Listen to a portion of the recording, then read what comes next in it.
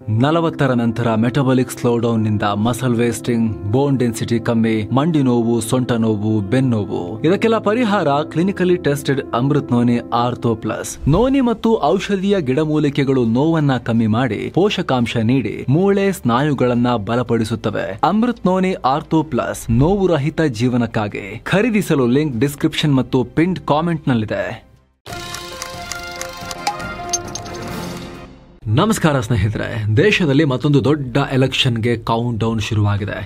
ಭಾರತದ 2ನೇ ಅತಿದೊಡ್ಡ ರಾಜ್ಯ, ಅತ್ಯಂತ ಹಿಂದುಳಿದ ರಾಜ್ಯ ಬಿಹಾರ ಇನ್ನೇನು ಎಲೆಕ್ಷನ್ ಫೇಸ್ ಮಾಡ್ತಾ ಇದೆ. ಈಗ ರಣಕಣದಲ್ಲಿ ಒಂದ್ ಕಡೆ 15 ವರ್ಷಗಳಿಂದ ಬಿಹಾರವನ್ನು ಆಳ್ತಿರೋ ಸಿಎಂ ನಿತೀಶ್ ಕುಮಾರ್ ಮತ್ತು ಬಿಜೆಪಿಯ NDA ಮೈತ್ರಿಕೂಟ ಇದ್ರೆ, ಮತ್ತೊಂದು ಕಡೆ ಬಿಹಾರದ ಇಂಚಿಂಚನ್ನು ಜಾತಿ ಲೆಕ್ಕದಲ್ಲಿ ಬಲ್ಲ ಲಾಲು ಮತ್ತವರ ಪುತ್ರ ತೇಜಸ್ವಿ ಯಾದವ್ ಜೊತೆಗೆ ಕಾಂಗ್ರೆಸ್ ಮಹಾ ಘಟಬಂಧನ್ ಕಟ್ಕೊಂಡಿದೆ. ಇದರ ನಡುವೆ ಇಷ್ಟು ದಿನ ಚುನಾವಣೆಗಳ ಮಾಸ್ಟರ್ ಮೈಂಡ್ ಆಗಿ ತೆರೆ ಹಿಂದೆ ತಂತ್ರ ಪ್ರತಿತಂತ್ರ ಹೆಣಿತಾ ಇದ್ದ ಪ್ರಶಾಂತ್ ಕಿಶೋರ್ ಈ ಸಲ ಖುದ್ದು ಅದೃಷ್ಟ ಪರೀಕ್ಷೆಗಿಳಿದಿದ್ದಾರೆ. ಹೀಗಾಗಿ ಭಾರಿ ಜಿದ್ದಾಜಿದ್ದಿನ ಪೈಪೋಟಿ ಇದೆ. ಮತದಾರರ ಪರಿಷ್ಕರಣೆ, ಮೈಗ್ರೇಷನ್, ಜಾತಿ ಸಮೀಕರಣದ ಹೊಯ್ದಾಟದಿಂದ ಚುನಾವಣಾ ಕಾವು ದಿನೇ ದಿನೇ ಜೋರಾಗ್ತಿದೆ. ಹಾಗಿದ್ರೆ ಇಂತಹ ಬಿಹಾರದಲ್ಲಿ ಗೆಲ್ಲೋದ್ಯಾರು? ಬಿಹಾರ ಜನರ ಒಲವು ಯಾರ ಪರವಾಗಿದೆ? ಎರಡೂ ಪಡೆಯ ಬಲಾಬಲ ಹೇಗಿದೆ? ಬಿಹಾರದ ಸಮಸ್ಯೆಗಳೇನು? ಸಮೀಕ್ಷೆಗಳು ಏನು ಹೇಳ್ತಿವೆ? ಹೀಗೆ ಬಿಹಾರ ಚುನಾವಣೆಯ ಸಂಪೂರ್ಣ ಚಿತ್ರಣವನ್ನು ಈ ವಿಡಿಯೋದಲ್ಲಿ ನಾವು ನಿಮಗೆ ಎಕ್ಸ್ಪ್ಲೇನ್ ಮಾಡ್ತಾ ಹೋಗ್ತೀವಿ ಸ್ನೇಹಿತರೆ. ಭಾರತದ ಅತ್ಯಂತ ಮಹತ್ವದ ಈ ಚುನಾವಣೆ, ಯಾಕಂದರೆ ಮೋದಿ ಗೌರ್ಮೆಂಟ್ 3.0ನಲ್ಲಿ 3ನೇ ಅವಧಿ ಆರಂಭ ಆದಲ್ಲಿಂದ ದೊಡ್ಡ ಚಾಲೆಂಜ್ ಇದು. ಯಾಕಂದರೆ ಸೋತಿಲ್ಲ ಆಮೇಲೆ ಯಾವುದು ಕೂಡ, ಅಂತ ದೊಡ್ಡ ಸೋಲು ಹಿನ್ನಡೆಯನ್ನು ಅನುಭವಿಸಿಲ್ಲ. ಬಿಹಾರ ಕ್ರೂಷಿಯಲ್ ಮೋದಿಗೂ ಕೂಡ. ಮುಂದಿನ ಮೋದಿ ಸರ್ಕಾರದ ಸುಧಾರಣೆಗಳ ಹಣೆಬರಹ ಏನಾಗುತ್ತೆ ಅನ್ನೋದಕ್ಕೂ ಕೂಡ ಇದೊಂಥರ ನಿರ್ಣಾಯಕ ಘಟ್ಟ. ಹಾಗಾಗಿ ಸ್ನೇಹಿತರೆ, ಈ ವರದಿಯನ್ನು ಮಿಸ್ ಮಾಡದೆ ಕಡೆ ತನಕ ನೋಡಿ. 122 ಮ್ಯಾಜಿಕ್ ನಂಬರ್. ಸ್ನೇಹಿತರೆ, ಬಿಹಾರ ಒಟ್ಟು 243 ವಿಧಾನಸಭಾ ಕ್ಷೇತ್ರಗಳನ್ನು ಹೊಂದಿರೋ ದೊಡ್ಡ ರಾಜ್ಯ ಬಿಹಾರ. ಇಲ್ಲಿ ಅಧಿಕಾರಕ್ಕೆ ಏರಬೇಕು ಅಂದರೆ ಮೆಜಾರಿಟಿಗೆ 122 ಸ್ಥಾನ ಗೆಲ್ಲಬೇಕಾಗತ್ತೆ. ಸದ್ಯ ಬಿಜೆಪಿಯ 80, JDUನ 45 ಹಾಗೂ ಇತರ ಕೆಲ ಸಣ್ಣ ಪಕ್ಷಗಳ ಬೆಂಬಲದಿಂದ ಒಟ್ಟು 131 ಸ್ಥಾನಗಳೊಂದಿಗೆ NDA ಅಧಿಕಾರ ನಡೆಸ್ತಾ ಇದೆ. ಅತ ವಿಪಕ್ಷಗಳ ಮಹಾಘಟಬಂಧನ್ ಅಥವಾ INDI ಕೂಟ RJDಯ 76 ಹಾಗೂ ಕಾಂಗ್ರೆಸ್ನ 19 ಹಾಗೆ ಇನ್ನಿತರ ಚಿಕ್ಕ ಪಾರ್ಟಿ ಸೇರಿ 111 ಸೀಟ್ಗಳೊಂದಿಗೆ ವಿಪಕ್ಷ ಸ್ಥಾನದಲ್ಲಿದೆ. ಇದುವರೆಗೂ ಅಂದರೆ ಈ ವಿಡಿಯೋ ರೆಕಾರ್ಡ್ ಆಗೋವರೆಗೂ ಎಲೆಕ್ಷನ್ ಡೇಟ್ ಅನೌನ್ಸ್ ಆಗಿಲ್ಲ. ಆದರೆ ನವೆಂಬರ್ 7ಕ್ಕೆ ಈ ವಿಧಾನಸಭೆಯ ಅವಧಿ ಅಂತ್ಯ ಆಗುತ್ತೆ. ಅಷ್ಟರ ಒಳಗೆ ಚುನಾವಣೆ ನಡೀಬೇಕು. ಸದ್ಯದ ಮಾಹಿತಿ ಪ್ರಕಾರ ದಸರಾ ನಂತರ ಡೇಟ್ ಅನೌನ್ಸ್ ಆಗುತ್ತೆ. ಅಕ್ಟೋಬರ್ ನವೆಂಬರ್ ನಡುವೆ ಚುನಾವಣೆ ನಡೆಯುತ್ತೆ. ಇನ್ನು ಸ್ನೇಹಿತರೆ, ವರದಿಯಲ್ಲಿ ಮುಂದುವರಿಯುವ ಮುನ್ನ ಒಂದು ಕ್ವಿಕ್ ರಿಮೈಂಡರ್, ಒಂದು ಮನವಿ ನಿಮಗೆ.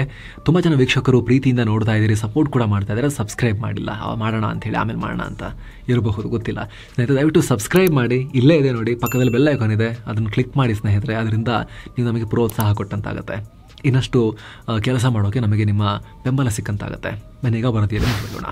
ಬಿಜೆಪಿ ಕಾಂಗ್ರೆಸ್ ತೆರೆಮರೆ ಆಟ. ಹಾಗೆ ನೋಡಿದ್ರೆ ಬಿಹಾರ ತುಂಬ ಇಂಟ್ರೆಸ್ಟಿಂಗ್ ರಾಜ್ಯ. ಸಾಮಾನ್ಯವಾಗಿ ಹಿಂದಿ ಬೆಲ್ಟ್ನ ಎಲ್ಲ ರಾಜ್ಯಗಳಲ್ಲಿ ಬಿಜೆಪಿ ಕಾಂಗ್ರೆಸ್ ಈ ರೀತಿ ರಾಷ್ಟ್ರೀಯ ಪಕ್ಷಗಳ ಪ್ರಾಬಲ್ಯ ಇದೆ. ಆದರೆ ಬಿಹಾರದಲ್ಲಿ ಮಾತ್ರ ವಿಚಿತ್ರ ಪರಿಸ್ಥಿತಿ. ಬಿಜೆಪಿಯಲ್ಲಿ ಡಾಮಿನೆಂಟ್ ಪ್ಲೇಯರ್ ಆಗಿ ಸೀಟ್ ಜಾಸ್ತಿ ಗೆದ್ದರೂ ಕೂಡ CM ಮಾಡಕ್ಕೆ ನಿತೀಶ್ ಕುಮಾರ್ನೇ ಮಾಡಬೇಕು. ಆ ರೀತಿ ವಾತಾವರಣದಲ್ಲಿ ಇಲ್ಲಿವರೆಗೂ ಬಿಜೆಪಿನೂ ಅಲ್ಲಿ ಬದುಕಿದೆ.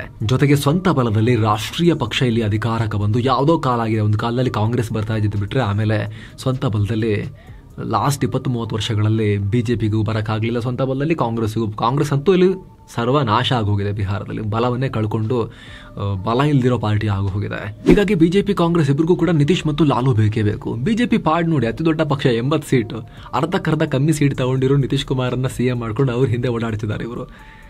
ಬಿಜೆಪಿ ಈಗ ಹೆಂಗಂದ್ರೆ, ಬಿಜೆಪಿ ಪಾಡ್ ಹೆಂಗಂದ್ರೆ ಕಾರ್, ಅವರು ದೊಡ್ಡ ಕಾರು, ಆದರೆ ಕಾರಲ್ಲಿ ಇಂಜಿನ್ನೇ ಇಲ್ಲ ಅಂದರೆ ಮುಂದಕ್ಕೆ ಹೋಗಲ್ವಲ್ಲ, ಆ ರೀತಿ ನಿತೀಶ್ ಇಂಜಿನ್ ಆಗಿಬಿಟ್ಟಿದ್ದಾರೆ. ಸಣ್ಣ ಪಾರ್ಟ್ ಆದರೂ ಕೂಡ ಈ ರೀತಿ ಹಣೆ ಬರ ಆಗೋಗಿದೆ ಬಿಜೆಪಿದು ಬಿಹಾರದಲ್ಲಿ. ಈ ಸಲ ಏನಾದರೂ ಮಾಡಿ ಚೇಂಜ್ ಮಾಡಬೇಕು, ನಮ್ಮ CM ಮಾಡಬೇಕು ಅಂತ ಕನಸು ಕಾಣ್ತಿದ್ದಾರೆ. ನೋಡೋಣ, ಆ ಕುತೂಹಲ ಇದೆ ಈ ಎಲೆಕ್ಷನಲ್ಲಿ ಏನಾಗುತ್ತೆ ಅಂಥೇಳಿ. ಕಾಂಗ್ರೆಸ್ ಅಂತೂ RJDಗೆ ಜೂನಿಯರ್ ಪಾರ್ಟ್ನರ್ ಆಗಿ ಹೋಗಿದೆ. ಚುನಾವಣೆಯಿಂದ ಚುನಾವಣೆಗೆ ನಾಪತ್ತೆಯಾಗಿ ಕರಗಿ ಸುಣ್ಣ ಆಗಿ ಹೋಗ್ತಾ ಇದೆ. 1985ರಲ್ಲಿ 196 ಸೀಟ್ ಗೆಲ್ಲೋ ಮೂಲಕ ಪೂರ್ತಿ ತೊಳೆದು ಹಾಕಿತ್ತು ಬಿಹಾರವನ್ನು ಕಾಂಗ್ರೆಸ್ ಪಾರ್ಟಿ. ಆದರೆ 1990ರಲ್ಲಿ 71ಕ್ಕೆ ಬಂತು, 95ರಲ್ಲಿ 29ಕ್ಕೆ ಇಳಿತು, 2000ನೇ ಇಸ್ವಿಯಲ್ಲಿ ಬರೀ 6 ಸೀಟ್ಗಳಿಗೆ ಇಳಿದು ಹೋಗಿತ್ತು. 2005ರಲ್ಲಂತೂ ದೇಶ ಆಳಿದ ಪಕ್ಷ 1 ಸೀಟಿಗೆ, ಇಡೀ ಸ್ಟೇಟಲ್ಲಿ 1 ಸೀಟಿಗೆ ಇಳಿದು ಹೋಗಿತ್ತು. ಅದಾದಮೇಲೆ ಚೂರು ರಿಕವರ್ ಆಗಿ ಮತ್ತೆ ಬಿದ್ದು ಹೋಗಿದೆ. 2010ರಲ್ಲಿ 5, 2015ರಲ್ಲಿ 27 ಸೀಟಿಗೆ ಇರಿದ ಕಾಂಗ್ರೆಸ್ 2020 ಕಳೆದ ವಿಧಾನಸಭಾ ಚುನಾವಣೆಯಲ್ಲಿ ಕೇವಲ 19 ಸೀಟ್ ಗೆದ್ದಿತ್ತು.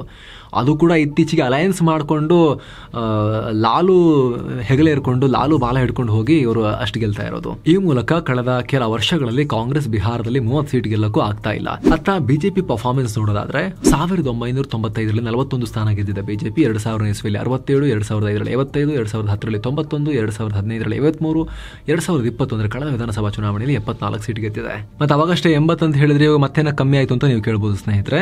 ಫಸ್ಟ್ ಹೇಳಿದ್ ನಿಮಗೆ 80 ಅಂತ ಹೇಳಿ, ಅದು ಕರೆಂಟ್ ಸ್ಟ್ರೆಂತ್. ಇವಾಗ ಹೇಳ್ತಿರೋದು ಇದು ಎಲೆಕ್ಷನ್ ಲಾಸ್ಟ್ ಟೈಮ್ ನಡೆದಾಗ ಬಂದ ರಿಸಲ್ಟ್ನ ನಂಬರ್ ಇದು. ಅದಾದ್ಮೇಲೆ ಬೈ ಎಲೆಕ್ಷನ್ ಆಗಿ ಚೇಂಜಸ್ ಆಗಿರುತ್ತಲ್ಲ, ಹಾಗಾಗಿ ಸ್ವಲ್ಪ ವ್ಯತ್ಯಾಸ ಇದೆ ಅಷ್ಟೇ. ಸೊ ಅಲಯನ್ಸ್ ನಲ್ಲಿ ತನಗೆ ಬಂದಿರೋ ಸೀಟಲ್ಲಿ ಬಿಜೆಪಿ ಚೆನ್ನಾಗಿ ಪರ್ಫಾರ್ಮ್ ಮಾಡುವಲ್ಲಿ ಯಶಸ್ವಿ ಆಗ್ತಿದೆ. ಆದ್ರೆ ಸ್ವಂತ ಬರದ ಮೇಲೆ ಅಧಿಕಾರಕ್ಕೆ ಬರೋಕೆ ಇದುವರೆಗೂ ಸಾಧ್ಯ ಆಗ್ತಿಲ್ಲ. ಏನೋ ಸ್ನೇಹಿತರೆ, ವರದಿಯಲ್ಲಿ ಮುಂದುವರಿಯುವ ಮುನ್ನ 7 ಸೈನ್ಸ್ ಟೂರಿಸಂ ಕಂಪನಿ ಅಂಡಮಾನ್ಗೆ ಟ್ರಿಪ್ ಅನ್ನ ಆಯೋಜನೆ ಮಾಡಿದೆ. ಆಫರ್ ಪ್ರೈಸ್ ಕೇವಲ 51,700 ರೂಪಾಯಿ ಮಾತ್ರ.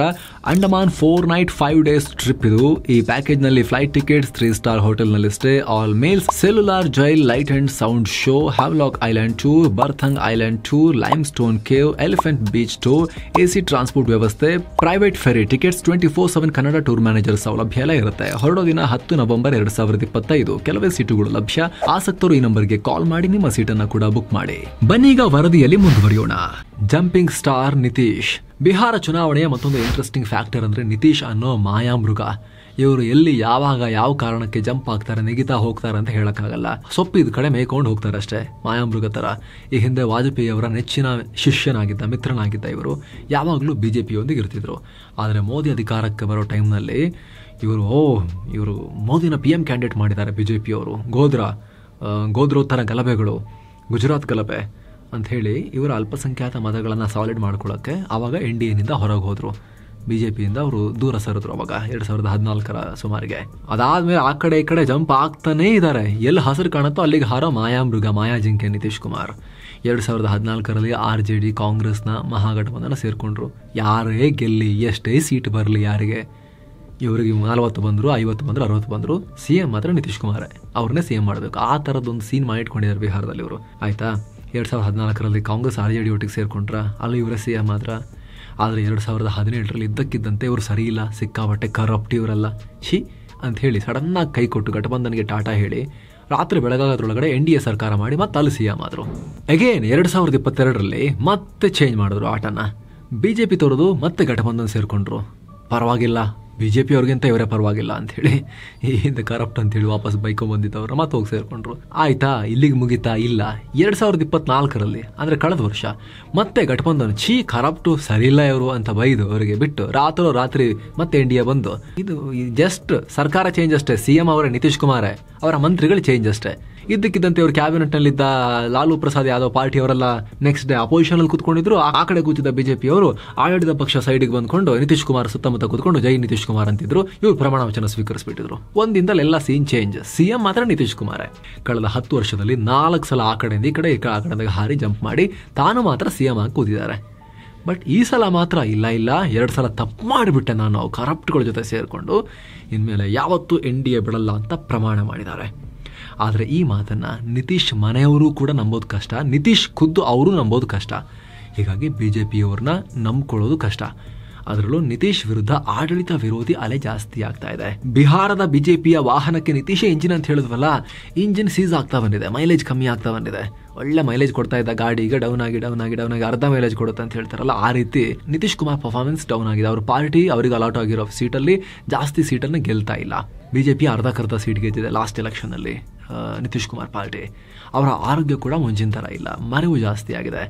ಹೀಗಾಗಿ ಈ ಸಲ ಅವರ ಪುತ್ರ ನಿಶಾಂತ್ ಕುಮಾರ್ ಹರ್ನೌತ್ ಕ್ಷೇತ್ರದಿಂದ ಸ್ಪರ್ಧಿಸುವ ಮೂಲಕ ರಾಜಕೀಯಕ್ಕೆ ಪ್ರವೇಶ ಮಾಡಬಹುದು ಅಂತ ಹೇಳಲಾಗ್ತಾ ಇದೆ.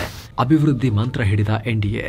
ಇನ್ನು ಎಂದಿನಂತೆ ಬಿಜೆಪಿ ಚುನಾವಣೆಯಲ್ಲೂ ಕೂಡ ಮೋದಿ ಮತ್ತು ಅಭಿವೃದ್ಧಿ ಕಾರ್ಡ್ಗಳನ್ನ ಪ್ಲೇ ಮಾಡ್ತಿದೆ. ಇಲ್ಲಿವರೆಗೆ ರಸ್ತೆ, ಮೂಲಸೌಕರ್ಯ ಅಭಿವೃದ್ಧಿ, ಮನೆ ಮನೆಗೆ ನೀರಿನ ಯೋಜನೆ, ಹೀಗೆ ಬಿಹಾರದಲ್ಲಿ ಮಾಡಿದ ಅಭಿವೃದ್ಧಿ ಕಾರ್ಯಗಳನ್ನ ಮುಂದಿಟ್ಟುಕೊಂಡು ವೋಟ್ ಕೇಳಿದೆ. ಇದೆಲ್ಲದನ್ನ ಮಾಡಕ್ಕೆ 2024-25ನೇ ಕೇಂದ್ರ ಬಜೆಟ್ ನಿಂದ ಬಿಹಾರ ಒಂದೇ ರಾಜ್ಯಕ್ಕೆ 59,000 ಕೋಟಿ ರೂಪಾಯಿ ದುಡ್ಡನ್ನ ಕೂಡ ಬಿಜೆಪಿ ಸುರಿದಿದೆ. ಇದರ ಜೊತೆಗೆ ಲಾಲು ಕಾಲದ ಜಂಗಲ್ ರಾಜ್, ಸಾಲು ಹಗರಣಗಳನ್ನ ನೆನಪಿಸೋ ಕೆಲಸ ಮಾಡ್ತಿದೆ. ಆದ್ರೆ ಅನೇಕ ಚುನಾವಣಾ ತಜ್ಞರ ಪ್ರಕಾರ ಬಿಜೆಪಿಗೆ ಈ ಸಲ ಹೊಸ ನ್ಯಾರೇಟಿವ್ ಸೆಟ್ ಮಾಡಕ್ ಆಗ್ತಾ ಇಲ್ಲ. ಸಾಮಾನ್ಯವಾಗಿ ಬಿಜೆಪಿ ತಾನು ಸೆಟ್ ಮಾಡಿದ ನ್ಯಾರೇಟಿವ್ಗೆ ತಕ್ಕಂತೆ ವಿಪಕ್ಷಗಳು ರಿಯಾಕ್ಟ್ ಮಾಡೋ ಹಾಗೆ ನೋಡ್ಕೊಳ್ತಾ ಇತ್ತು. ಆದರೆ ಈ ಸಲ ಅದು ಸಾಧ್ಯ ಆಗ್ತಿಲ್ಲ. ವಿಪಕ್ಷಗಳ SIR ಅಂದ್ರೆ ಸ್ಪೆಷಲ್ ಇಂಟೆನ್ಸಿವ್ ರಿವಿಷನ್, ಬಿಹಾರದಲ್ಲಿ ಮತದಾರರ ಪಟ್ಟಿ ಪರಿಷ್ಕರಣೆ ವಿಚಾರ, ಮತಗಳ್ಳತನ ಆರೋಪ, ಅವರು ಆ ನ್ಯಾರೇಟಿವ್ ಸೆಟ್ ಮಾಡ್ತಿದ್ದಾರೆ. ಬಿಜೆಪಿ ರಿಯಾಕ್ಟ್ ಮಾಡ್ತಾ ಇದೆ ಅದಕ್ಕೆ. PM ನರೇಂದ್ರ ಮೋದಿ, ಗೃಹ ಮಂತ್ರಿ ಅಮಿತ್ ಶಾ ಸೇರಿದಂತೆ ಬಿಜೆಪಿ ನಾಯಕರು ಅಕ್ರಮ ಒಳನುಸುಳುವಿಕೆ, ಬಾಂಗ್ಲಾ ಅಕ್ರಮ ವಲಸೆ ವಿಚಾರವನ್ನ ಚುನಾವಣೆಯ ಪ್ರಮುಖ ವಿಚಾರ ಮಾಡೋಕೆ ಪ್ರಯತ್ನ ಪಡ್ತಿದ್ದಾರೆ. ಪದೇ ಈ ಸಂಬಂಧ ಮಾತನಾಡ್ತಿದ್ದಾರೆ. ಆದರೆ JDU ಮತ್ತು LJPಯ ರೆಸಿಸ್ಟೆನ್ಸ್ನಿಂದ, ಅಂದರೆ ತಮ್ಮ ಮಿತ್ರರ ರೆಸಿಸ್ಟೆನ್ಸ್ನಿಂದ, ಅವರ ವಿರೋಧದಿಂದ ಇದು ಪರಿಣಾಮಕಾರಿಯಾಗಿ ಜಾರಿ ಆಗ್ತಿಲ್ಲ ಅನ್ನೋ ಮಾತು ಕೇಳಿ ಬರ್ತಾ ಇದೆ. ಮತಗಳ್ಳತನ ಹಿಡಿದ ಘಟಬಂಧನ್. ಇನ್ನು ಚುನಾವಣಾ ಆಯೋಗದ ವಿಶೇಷ voter verification, special intensive revision SIR, ಈ ಚುನಾವಣೆಯ ಪ್ರಮುಖ ವಿಚಾರ ಮಾಡಿಕೊಂಡಿದ್ದಾರೆ ಪ್ರತಿಪಕ್ಷಗಳು. ವಿಪರೀತ ನಗರೀಕರಣ, ಅಕ್ರಮ ವಲಸಿಗರ ಸೇರ್ಪಡೆ ಮುಂತಾದ ಕಾರಣಗಳಿಂದ ಆಯೋಗ ಮತದಾರರ ಪಟ್ಟಿಯನ್ನು ತೀವ್ರವಾಗಿ ಪರಿಷ್ಕರಣೆ ಮಾಡೋ ಅಭಿಯಾನ ಶುರು ಮಾಡಿತ್ತು. ಇದರಲ್ಲಿ ಮತದಾರರು ತಮ್ಮ ಪೌರತ್ವ ಸಾಬೀತುಪಡಿಸಬೇಕಾಗುತ್ತೆ. ಮನೆಗೆ ಚುನಾವಣಾಧಿಕಾರಿಗಳು ಬಂದು ದಾಖಲೆ ಚೆಕ್ ಮಾಡ್ತಾರೆ. 2003ರ ವೋಟರ್ ಲಿಸ್ಟ್ ನಲ್ಲಿ ಇಲ್ಲದೆ ಇರೋರು ದಾಖಲೆ ಕೊಡಬೇಕು. ಆದ್ರೆ ಇದರಲ್ಲಿ Aadhaar, voting card, ration card option ಇಲ್ಲ. ಜೊತೆಗೆ ಇದನ್ನೆಲ್ಲ ಜುಲೈ 25ರ ಒಳಗೆ ಸಬ್ಮಿಟ್ ಮಾಡಬೇಕು ಅಂತ ಹೇಳಿದ್ರು. ಕೇವಲ 1 ತಿಂಗಳ ಟೈಮ್ ಕೊಟ್ಟಿದ್ರು. ಆದರೆ ಇಷ್ಟು ಕಮ್ಮಿ ಟೈಮ್ನಲ್ಲಿ ಅಷ್ಟು ದೊಡ್ಡ ರಿವಿಷನ್ ನಡೆಸೋದು ಕಷ್ಟ. ಜೊತೆಗೆ ಚುನಾವಣಾ ಆಯೋಗ ಗುರುತಿಸಿದ ಡಾಕ್ಯುಮೆಂಟ್ಗಳು ಬಿಹಾರದ ಬಹುತೇಕ ಜನರಿಗೆ ಸಂಬಂಧನೇ ಪಡಲ್ಲ. ಹೀಗಾಗಿ ಲಕ್ಷಾಂತರ ಜನ ವೋಟಿಂಗ್ ರೈಟ್ಸ್ ಕಳ್ಕೊಂಡ್ಬಿಡ್ತಾರೆ ಅನ್ನೋ ವಿವಾದ ಆಗಿತ್ತು. ಪ್ರತಿಪಕ್ಷಗಳು ಇದನ್ನೇ ಕ್ಯಾಂಪೇನ್ ವಿಚಾರ ಮಾಡಿಕೊಂಡಿದ್ದಾರೆ. ಎಲೆಕ್ಷನ್ ಕಮಿಷನ್ ಬಿಜೆಪಿಯೊಂದಿಗೆ ಸೇರ್ಕೊಂಡ್ಬಿಟ್ಟಿದೆ, ಜನರ ಹಕ್ಕು ಕಸಿತಾ ಇದೆ, ಮತಗಳ್ಳತನ ಮಾಡ್ತಿದ್ದಾರೆ ಅಂತ ಕಾಂಗ್ರೆಸ್ ಆರೋಪ ಮಾಡಿತ್ತು. ಪ್ರತಿಪಕ್ಷ ನಾಯಕ ರಾಹುಲ್ ಗಾಂಧಿ ಅಂತೂ ದಿನೇ ಇದೇ ವಿಚಾರವಾಗಿ ಫೈರ್ ಮಾಡ್ತಾ ಇದ್ದಾರೆ. ಹೈಡ್ರೋಜನ್ ಬಾಂಬ್, ನ್ಯೂಕ್ಲಿಯರ್ ಬಾಂಬ್ ಸಿಡಿಸ್ತಾ ಇದ್ದೀನಿ ಅಂತ ಹೇಳ್ತಿದ್ದಾರೆ. ಅಲ್ಲದೆ ವೋಟರ್ ಅಧಿಕಾರ ಯಾತ್ರೆ ಅಂತ 16 ದಿನದ ರ್ಯಾಲಿ ಕೂಡ ನಡೆಸಿದ್ದಾರೆ. ಈ ವಿಚಾರ ಸುಪ್ರೀಂ ಕೋರ್ಟ್ ಮೆಟ್ಟಿಲಿಗೂ ಹೋಗಿದೆ. ಆದ್ರೆ ಸುಪ್ರೀಂ ಕೋರ್ಟ್ ತಾನು ಮತಪಟ್ಟಿ ಪರಿಷ್ಕರಣೆಯನ್ನ ತಡೆಯಲ್ಲ, ಆದ್ರೆ ಆಯೋಗ ಆಧಾರ್ ಕಾರ್ಡ್ನ ದಾಖಲೆ ಅಂತ ಪರಿಗಣಿಸಬೇಕು ಅಂತ ಹೇಳಿತ್ತು. ಅದರಂತೆ ಈಗ ಚುನಾವಣಾ ಆಯೋಗ ನಡ್ಕೊಂಡಿದೆ. ಅಂತಿಮ ಪಟ್ಟಿ ಹೊರ ಬಂದಿದೆ. ಸುಮಾರು 65 ಲಕ್ಷ ಜನರ ಹೆಸರು ಮತಪಟ್ಟಿಯಿಂದ ಡಿಲೀಟ್ ಆಗಿದೆ. ಮ್ಯಾಜಿಕ್ ಮಾಡ್ತಾರಾ ಪ್ರಶಾಂತ್ ಕಿಶೋರ್? ಈ ಬಾರಿ ಎಲೆಕ್ಷನ್ ಸ್ಟ್ರಾಟಜಿಸ್ಟ್ ಪ್ರಶಾಂತ್ ಕಿಶೋರ್ ತಮ್ಮದೇ ಆದ ಜನ ಸುರಾಜ್ ಪಕ್ಷ ಕಟ್ಕೊಂಡು ಪಾಲಿಟಿಕ್ಸ್ಗೆ ಎಂಟ್ರಿ ಕೊಟ್ಟಿದ್ದಾರೆ.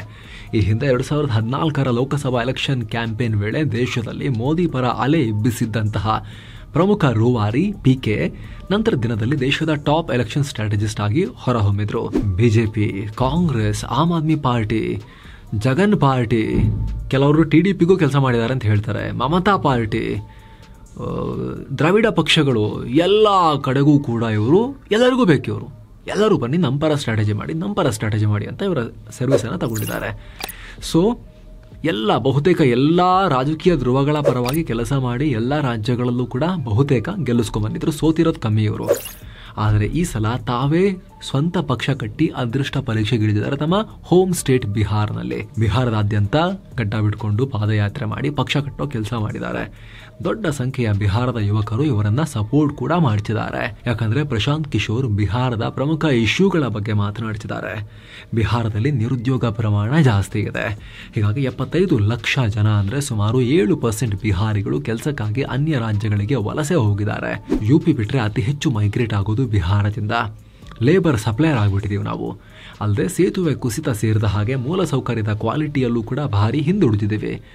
ಇದನ್ನೆಲ್ಲ ಹೈಲೈಟ್ ಮಾಡಿ ಪ್ರಶಾಂತ್ ಕಿಶೋರ್ ಸುಮಾರು 5,000 ಹಳ್ಳಿಗಳಿಗೆ ಭೇಟಿ ನೀಡಿ ಬಿಹಾರ್ ಬದಲಾವ್ ಯಾತ್ರೆ ಅಂದ್ರೆ ಬಿಹಾರ್ ಪರಿವರ್ತನಾ ಯಾತ್ರೆ ಅಂತ ಮಾಡಿದ್ರು. ಮಾಜಿ ADGP JP Singh, Bhojpuri star Ritesh ಪಾಂಡೆರಂತಹ ಸ್ಟಾರ್ಗಳು ಅವರೆಲ್ಲ ಇವ್ರ ಜೊತೆ ಸೇರ್ಕೊಳ್ತಿದ್ದಾರೆ. ಹಾಗೆ ಬಿಜೆಪಿ ಕಾಂಗ್ರೆಸ್ನ ಕೆಲ ಟಾಪ್ ಕಾರ್ಯಕರ್ತರು ಕೂಡ, ವರ್ಕರ್ಸ್ ಕೂಡ ಇವ್ರ ಪಾರ್ಟಿ ಸೇರ್ತಿದ್ದಾರೆ. ಈಗ ಆಲ್ರೆಡಿ 243 ಕ್ಷೇತ್ರಗಳು ತಮ್ಮ ಅಭ್ಯರ್ಥಿಗಳನ್ನ ಕಣಕ್ಕಿಳಿಸುವುದಾಗಿ PK ಅನೌನ್ಸ್ ಮಾಡಿದ್ದಾರೆ. ಈ ಪೈಕಿ 40 ಸ್ಥಾನಗಳಲ್ಲಿ ಮಹಿಳೆಯರಿಗೆ ಬಿಟ್ಟುಕೊಡೋದಾಗಿ ಘೋಷಿಸಿ ಮಹಿಳಾ ಮತದಾರರ ಮೇಲೆ ಹೆಚ್ಚಿನ ಕಣ್ಣಿಟ್ಟಿದ್ದಾರೆ. ಕೆಲವೊಂದು ಸಮೀಕ್ಷೆಗಳು ಜನಸುರಾಜ್ ಪಕ್ಷ 15-20 ಸೀಟ್ಗಳವರೆಗೆ ಗೆಲ್ಲಲೂಬಹುದು ಅಂತ ಹೇಳ್ತಿದ್ದಾರೆ. ಇದು ಹ್ಯೂಜ್ ಇಂಪ್ಯಾಕ್ಟ್ ಮಾಡಬಹುದು. ಯಾಕಂದ್ರೆ 15-20ರಲ್ಲಿ ಗೆಲ್ತಾರೆ ಅಂತ ಹೇಳಿದ್ರೆ ಏನಿಲ್ಲ ಅಂದ್ರೂ ಟೋಟಲ್ ಒಂದು 50-60 ಸೀಟಲ್ಲಾದ್ರೂ ಕೂಡ ಇವರು ಗಂಭೀರ ಪರಿಣಾಮ ಉಂಟು ಮಾಡ್ತಾರೆ ರಿಸಲ್ಟ್ ಮೇಲೆ. ಗೆದ್ದಿಲ್ಲ ಅಂದ್ರೂ ಕೂಡ 15-20 ಸೀಟಲ್ಲಿ ಗೆಲ್ಲೋ ಒಂದು ಪಾರ್ಟಿ, ಅದು ಯಾವುದೋ ಒಂದು ರೀಜನಿಗೆ ಸೀಮಿತ, ಒಂದು ಪ್ರದೇಶದಲ್ಲಿರೋ ಜಾತಿಗೆ ಸೀಮಿತ ಅಂದ್ರೆ ಓಕೆ, ಅಲ್ಲಿ ಮಾತ್ರ ಗೆಲ್ತಾರೆ, ಬೇರೆ ಕಡೆ ಇಂಪ್ಯಾಕ್ಟ್ ಇಲ್ಲ ಅನ್ಬೋದು. ಇವ್ರದ್ದು ಹಾಗಲ್ಲ, ಗ್ರೌಂಡ್ ಅಪ್ ಪಾರ್ಟಿ, ಹೊಸದಾಗಿ ಗ್ರಾಮಕ್ಕೂ ಓಡಾಡಿ ಕಟ್ಟಿರೋ ಪಾರ್ಟಿ. ಇಂಥ ಪಾರ್ಟಿ 15-20 ಸೀಟ್ ಗೆಲ್ಲೋ ಸಾಧ್ಯತೆ ಇದೆ ಅಂತ ಹೇಳಿದ್ರೆ ಏನಿಲ್ಲ ಅಂದ್ರೂ 50-60 ಸೀಟಲ್ಲಿ ಇವರು ವಿನ್ನರ್ಸ್ ಯಾರು ಅಂತ ಡಿಸೈಡ್ ಮಾಡುವಷ್ಟಾದ್ರೂ ಕೂಡ ಪರಿಣಾಮ ಉಂಟು ಮಾಡ್ತಾರೆ. ಆದ್ರೆ ಆ ಹೊಡೆತ ಯಾರಿಗೆ, ಯಾರು ಓಟ್ ತೆಗಿತಾರೆ, ಯಾರನ್ನ ಮುಳುಗಿಸ್ತಾರೆ ಅನ್ನೋದೇ ಈಗ ಬಹಳ ಕುತೂಹಲದ ವಿಚಾರ. ಆದ್ರೆ ಇವರು ಟಾರ್ಗೆಟ್ ಮಾಡ್ತಿರೋ ರೀತಿ ನೋಡ್ತಾ ಇದ್ರೆ ವೋಟ್ಸ್ನ, ಇವರು ಸೆಕ್ಯುಲರ್ ಮತಗಳು, ಲಿಬರಲ್ ಮತಗಳ ಮೇಲೆ ಜಾಸ್ತಿ ಫೋಕಸ್ ಮಾಡ್ತಾ ಇದ್ದಾರೆ. ಜೊತೆಗೆ ಯಾದವ ಡಾಮಿನೆಂಟ್ ಏರಿಯಾಗಳಲ್ಲೂ ಕೂಡ ಹೋಗಿ ಏನ್ ಹೇಳ್ತಿದ್ದಾರೆ ಗೊತ್ತಾ ಇವರು, ನೀವು ಯಾದವ ಜಾತಿ ಅಂತ ವೋಟ್ ಹಾಕ್ತಾ ಹೋದ್ರೆ, ಲಾಲು ಪಾರ್ಟಿಗೆ ವೋಟ್ ಹಾಕ್ತಾ ಹೋದ್ರೆ ಲಾಲು ಮಗನ್ CM ಮಾಡ್ಬೋದು. ಲಾಲು ಫ್ಯಾಮಿಲಿಯನ್ನ ನಿರಂತರವಾಗಿ ಸಾಕೊಂಡು ಬಂದಿದ್ದೀರಾ, ನಿಮ್ಮ ಮಕ್ಕಳಿಗೆ ಏನ್ ಸಿಕ್ತು ನೀವು ನಿಮ್ದು ನೋಡ್ಬೇಕಲ್ವಾ, ಜಾತಿ ಬಿಟ್ಟು ಓಟ್ ಹಾಕಿ ಅಂತ ಹೇಳಿ ಅಲ್ಲಿ ಪ್ರಚಾರ ಮಾಡ್ತಿದ್ದಾರೆ. ಸೇಮ್ ಟೈಮ್ ಬಿಜೆಪಿ ಮತ್ತು ನಿತೀಶ್ ಕುಮಾರ್ನ ಕೂಡ ಕಟುವಾದ ಶಬ್ದಗಳಲ್ಲಿ ಟೀಕಿಸ್ತಾ ಇದ್ದಾರೆ. ನಿತೀಶ್ ಕುಮಾರ್ ಸೌದ್ ಹೋಗಿರೋ ನಾಣ್ಯ, ಅವ್ರ ಕರೆನ್ಸಿ ಇಲ್ಲ, ಓಡ್ತಾ ಇಲ್ಲ ಬಿಹಾರದಲ್ಲಿ, ಬಿಜೆಪಿಗೆ ತಾಕತ್ತಿದ್ರೆ ನಿತೀಶ್ ಕುಮಾರನ್ನ ಮತ್ತೆ CM ಕ್ಯಾಂಡಿಡೇಟ್ ಅಂತ ಹೇಳಿ ಘೋಷಣೆ ಮಾಡ್ಲಿ ನೋಡೋಣ ಅಂತ ಬಿಜೆಪಿಗೂ ಚಾಲೆಂಜ್ ಮಾಡ್ತಿದ್ದಾರೆ. ಹಾಗಾಗಿ ಬಹಳ ಕುತೂಹಲ ಇದೆ ಈ ಸಲ ಬಿಹಾರದ ಫಲಿತಾಂಶ, ಅದರಲ್ಲಿ PK ಇಂಪ್ಯಾಕ್ಟ್ ಏನು ಅನ್ನೋದು. ಹೇಗಿದೆ ಬಿಹಾರ ಜಾತಿ ಸಮೀಕರಣ? ಸ್ನೇಹಿತರೆ, ಎಲ್ಲ ರಾಜ್ಯಗಳಲ್ಲೂ ಇರೋ ಅಸಹ್ಯ ಬಿಹಾರದಲ್ಲೊಂಚೂರು ಜಾಸ್ತಿನೇ ಇದೆ. ಜಾತಿ ಅನ್ನೋ ಅಸಹ್ಯ ದೊಡ್ಡ ಪ್ರಭಾವವಿರುತ್ತೆ ಬಿಹಾರದಲ್ಲಿ. 2023ರಲ್ಲಿ ನಡೆದ ಜಾತಿ ಗಣತಿ ಪ್ರಕಾರ ಬಿಹಾರದಲ್ಲಿ 13 ಕೋಟಿಗೂ ಅಧಿಕ ಜನ ಇದ್ದಾರೆ. ಈ ಪೈಕಿ ಹಿಂದುಳಿದ ವರ್ಗ, ಅತ್ಯಂತ ಹಿಂದುಳಿದ ವರ್ಗ, EBC ಎಲ್ಲ ಸೇರಿ ಒಟ್ಟು 63.13% OBC ಅಂತ ಹೇಳಿ ಡಿವೈಡ್ ಮಾಡಲಾಗಿದೆ. ಸೊ OBC ದೊಡ್ಡ ವೋಟಿಂಗ್ ಬ್ಲಾಕ್. ಈ ಪೈಕಿ ಯಾದವ 14.26%, ಖೊಯ್ರಿ 4.21%, ರಜಪೂತರು 3.45%, EBC ಎಕ್ಸ್ಟ್ರೀಮ್ಲಿ ಬ್ಯಾಕ್ವರ್ಡ್ ಕಮ್ಯುನಿಟೀಸ್ 26%, ಉಳಿದಂತೆ ಬ್ರಾಹ್ಮಣರು 3.66%, SC 19.65%, ST 1.68%, ಮುಸ್ಲಿಮರ ಸಂಖ್ಯೆ 17.70% ಇದೆ. ಇದರಲ್ಲಿ ಪ್ರಮುಖವಾಗಿ ಯಾದವ ಸಮುದಾಯ ಲಾಲು ಪ್ರಸಾದ್ ಯಾದವ್ರ RJDಯೊಂದಿಗೆ ಸಪೋರ್ಟ್ ಮಾಡ್ತಾ ಬಂದಿತ್ತು. ಕಳೆದ ಚುನಾವಣೆಯಲ್ಲಿ ಯಾದವ ಸಮುದಾಯದ 83% ಜನ RJD ಕಾಂಗ್ರೆಸ್ ಪರವಾಗಿ ವೋಟ್ ಹಾಕಿದ್ರೆ 5% ಮಾತ್ರ NDA ಕಡೆಗೆ ಬಂದಿತ್ತು. ಹೀಗಾಗಿ RJD ಯಾವಾಗಲೂ ಮುಸ್ಲಿಂ ಯಾದವ್ MY ಕಾರ್ಡ್ ಇದನ್ನ ಪ್ಲೇ ಮಾಡ್ತಾನೆ ಬಂದಿದೆ. ಮುಸ್ಲಿಮ್ಸ್ ಯಾದವ್ಸ್ ಎರಡೂ ಸೇರಿದ್ರೆ ಒಂದು 30-31% ಸಾಲಿಡ್ ವೋಟ್ ಬ್ಯಾಂಕ್ ಆಗುತ್ತೆ ನಮಗೆನ್ನೋ ಲೆಕ್ಕಾಚಾರದಲ್ಲಿ ಅವರಿದ್ದಾರೆ. ಇನ್ನು ಕುರ್ಮಿ ನಿತೀಶ್ ಕುಮಾರ್ರ ಸಮುದಾಯ, ಹಾಗೆ ಕೊಯ್ರಿ ಮತ್ತಿಷ್ಟು EBC ಸಮುದಾಯಗಳು ನಿತೀಶ್ರನ್ನ ಸಪೋರ್ಟ್ ಮಾಡಿವೆ. ಆದ್ರೆ ದಲಿತ ಸಮುದಾಯದಲ್ಲಿ ಸ್ಪ್ಲಿಟ್ ಆಗುತ್ತೆ. NDA ಕೂಟದಲ್ಲಿ ಲೋಕ ಜನಶಕ್ತಿ ಪಾರ್ಟಿಯ ಚಿರಾಗ್ ಪಾಸ್ವಾನ್ ಕೂಡ ಇರೋದ್ರಿಂದ ಒಂದಷ್ಟು ಮತಗಳು NDAಗೆ ಬರುತ್ತೆ. BJP, JDU, LJP ಇವರಿಗೆ ಬರುತ್ತೆ ದಲಿತ ಮತಗಳು. ಉಳಿದ ಮತಗಳು ಸಾಂಪ್ರದಾಯಿಕವಾಗಿ RJD ಮತ್ತು ಕಾಂಗ್ರೆಸ್ಗೆ ಹೋಗ್ತವೆ. ಉಳಿದಂತೆ ಅಪ್ಪರ್ ಕ್ಯಾಸ್ಟರ್ಸ್ನ 10% ಮತಗಳು ಸಾಲಿಡ್ ಆಗಿ NDA ಕೂಟಕ್ಕೆ, BJP ಕೂಟಕ್ಕೆ ಹೋಗ್ತಾ ಇದೆ. ಯಾವ ಭಾಗದಲ್ಲಿ ಯಾರು ಸ್ಟ್ರಾಂಗ್, ಇನ್ನು ಪ್ರದೇಶವಾರು ಯಾವ್ಯಾವ ಪಕ್ಷಗಳು ಎಲ್ಲಿ ಸ್ಟ್ರಾಂಗ್ ಇವೆ ಅಂತ ನೋಡೋದಾದ್ರೆ, ಮೊದಲಿಗೆ ನಾರ್ತ್ ಬಿಹಾರ್ ನೋಡಿದ್ರೆ ಇಲ್ಲಿನ ಸೀಮಾಂಚಲ ಅಂದ್ರೆ ಕಿಶನ್ಗಂಜ್, ಅರಾರಿಯಾ, ಪೂರ್ಣಿಯಾ, ಕತಿಹಾರ್ ಪ್ರದೇಶಗಳನ್ನ ಒಳಗೊಂಡ ಪ್ರದೇಶದಲ್ಲಿ 30-70% ಮುಸ್ಲಿಂ ಸೀಟ್ಸ್ ಇವೆ, ಮುಸ್ಲಿಂ ಮೆಜಾರಿಟಿ ಸೀಟ್ಸ್ ಇವೆ. ಇಲ್ಲಿ RJD ಕಾಂಗ್ರೆಸ್ ಸ್ಟ್ರಾಂಗ್ ಇದಾವೆ. ಇನ್ನು ಮಿಥಿಲಾಂಚಲ್ ಪ್ರದೇಶದಲ್ಲಿ ಎರಡೂ ಕೂಟಗಳದ್ದು ಸಮಾನ ಪ್ರಾಬಲ್ಯ ಇದೆ. ಅತ್ತ ಕೋಶಿ ಬೆಲ್ಟ್ ನಲ್ಲಿ ಹೆಚ್ಚು RJD ಸ್ಟ್ರಾಂಗ್ ಇದೆ. ಇತ್ತ ಸೆಂಟ್ರಲ್ ಬಿಹಾರ ಅಂದ್ರೆ ಪಾಟ್ನಾ, ಭೋಜ್ಪುರ್ ಭಾಗದಲ್ಲಿ ಭೂಮಿಹಾರ್ ಮತ್ತು ಅಪರ್ ಕಾಸ್ಟ್ ಮತಗಳು ಸ್ಟ್ರಾಂಗ್ ಇರೋದ್ರಿಂದ ಬಿಜೆಪಿಯ ಸ್ಟ್ರೆಂತ್ ಜಾಸ್ತಿ ಇದೆ. ಅತ್ತ ನಳಂದ, ಅರ್ವಾಲ್ ಇರೋ ಮಗಧ್ ಪ್ರಾಂತ್ಯದಲ್ಲಿ ಕುರ್ಮಿ ಸಮುದಾಯ ಹೆಚ್ಚಿದೆ. ಸೊ ಇಲ್ಲಿ ನಿತೀಶ್ ಕುಮಾರ್ಗೆ ಜಾಸ್ತಿ ಬಲ ಇದೆ. ಇನ್ನು ಸೌತ್ ಬಿಹಾರ್ ಅಂದ್ರೆ ಗಯಾ, ನವಾಡಾ, ಕೈಮೂರ್ ಈ ಪ್ರದೇಶಗಳಲ್ಲಿ ದಲಿತ ಮತಗಳು ಜಾಸ್ತಿ ಇವೆ. ಸೊ ಇಲ್ಲಿ ಮತ ವಿಭಜನೆಯಾಗಿ ಕೆಲ ಕಡೆ NDA ಸ್ಟ್ರಾಂಗ್ ಇದ್ರೆ, ಇನ್ನ ಕೆಲ ಕಡೆ RJD ಕಾಂಗ್ರೆಸ್ ಸ್ಟ್ರಾಂಗ್ ಇದಾವೆ. ಉಳಿದಂತೆ ವಾಯುವ್ಯ ಬಿಹಾರದಲ್ಲಿ ಬಿಜೆಪಿ ಸ್ಟ್ರಾಂಗ್ ಇದೆ. ಚುನಾವಣಾ ಪೂರ್ವ ಸಮೀಕ್ಷೆಗಳಲ್ಲಿ ಬಹುತೇಕ ಸಮೀಕ್ಷೆಗಳಲ್ಲಿ NDA ಕೂಟ ಮುನ್ನಡೆ ಸಾಧಿಸುತ್ತೆ ಅಂತ ಹೇಳಿದ್ದಾರೆ. ಆದರೆ ಬಹುಮತ ಸಾಧಿಸುವ ಸಾಧ್ಯತೆ ಬಗ್ಗೆ ಸ್ಪಷ್ಟತೆ ಕೊಟ್ಟಿಲ್ಲ. ಇತ್ತೀಚೆಗೆ times now JVC opinion pole BJP ಹಾಗೂ ಜೆಡಿಯು ಎರಡೂ ಸೇರಿ 130ರಿಂದ 150 ಸ್ಥಾನ ಗೆಲ್ಲಬಹುದು, ಆರಾಮಾಗಿ 122ರ ಮೆಜಾರಿಟಿ ಸಂಖ್ಯೆ ಕ್ರಾಸ್ ಮಾಡಬಹುದು ಅಂತ ಹೇಳಿದ್ದಾರೆ. ಆದರೆ ಕಳೆದ ತಿಂಗಳ ಆಜ್ ತಕ್ ತಾಜಾ ಸರ್ವೆನಲ್ಲಿ ಎನ್ಡಿಎ ಕೂಟ 101 ಸೀಟ್, ಘಟಬಂಧನ್ 109 ಸೀಟ್, ಹಾಗೆ ಪ್ರಶಾಂತ್ ಕಿಶೋರ್ ಜನ್ಸುರಾಜ್ 29 ಸೀಟ್ ಪಡಿಬಹುದು, ಡಿಸಿಷನ್ ಮೇಕರ್ ಅವರಾಗಬಹುದು ಅಂತಲೂ ಹೇಳ್ತಿದ್ದಾರೆ. ಕಳೆದೆರಡು ತಿಂಗಳಲ್ಲಿ ನಡೆದ ಸುಮಾರು 15 ಸಮೀಕ್ಷೆಗಳ ಪೋಲ್ ಆಫ್ ಪೋಲ್ ಕೂಡ ಇದೇ ರಿಸಲ್ಟ್ ಕೊಡ್ತಿವೆ. ಬಿಜೆಪಿ ಜೆಡಿಯು ಕೂಟ 110, ಆರ್ಜೆಡಿ ಕಾಂಗ್ರೆಸ್ 98 ಹಾಗೆ ಜನ್ಸುರಾಜ್ 24 ಆಸುಪಾಸ್ ಸೀಟ್ ಗೆಲ್ಲಬಹುದು ಅಂತ. ಈ ಒಪಿನಿಯನ್ ಪೋಲ್ ನಿಜ ಆದರೆ ಪ್ರಶಾಂತ್ ಕಿಶೋರ್ ಬಿಹಾರದ ಅಧಿಕಾರದ ರೈಲಿನ ಹೊಸ ಇಂಜಿನ್ ಆಗಬಹುದು. ಯಾಕಂತ ಹೇಳಿದ್ರೆ ನಿತೀಶ್ ಕುಮಾರ್ ವ್ಯಾಲ್ಯೂ ಡೌನ್ ಆಗಿ ವಯಸ್ಸು ಬೇರೆ ಆಗಿದೆಯಲ್ಲ, ಪ್ರಶಾಂತ್ ಕಿಶೋರ್ ಡಿಸಿಷನ್ ಮೇಕರ್ ಆಗ್ಬೋದು. ಇದಕ್ಕೆ ಸಂಬಂಧಪಟ್ಟಂತೆ ಚುನಾವಣೆಯ ರಂಗ್ ಏರ್ತಾ ಇನ್ನೊಂದಷ್ಟು ಕ್ಲಾರಿಟಿ ಸಿಗ್ಬೋದು. ಏನೇ ಅಪ್ಡೇಟ್ಸ್ ಇದ್ರೂ ಕೂಡ ನಮಗೆ ತಲುಪಿಸ್ತಾನೆ ಇರ್ತೀವಿ ಸ್ನೇಹಿತರೆ. ನೀವಿನ್ನೂ ಕೂಡ ಸಬ್ಸ್ಕ್ರೈಬ್ ಮಾಡಿಲ್ಲ, ದಯವಿಟ್ಟು ಸಬ್ಸ್ಕ್ರೈಬ್ ಮಾಡಿ, ಪಕ್ಕದ ಬೆಲ್ ಐಕಾನ್ ಮೇಲೆ ಕ್ಲಿಕ್ ಮಾಡೋದನ್ನ ಮರಿಬೇಡಿ ಅಂತ ನಿಮ್ಮಲ್ಲಿ ನಮ್ಮ ಮನವಿ. Thank you so much. ಮತ್ತೆ ಭೇಟಿ ಆಗ್ತಿರೋಣ. ನಮಸ್ತೆ.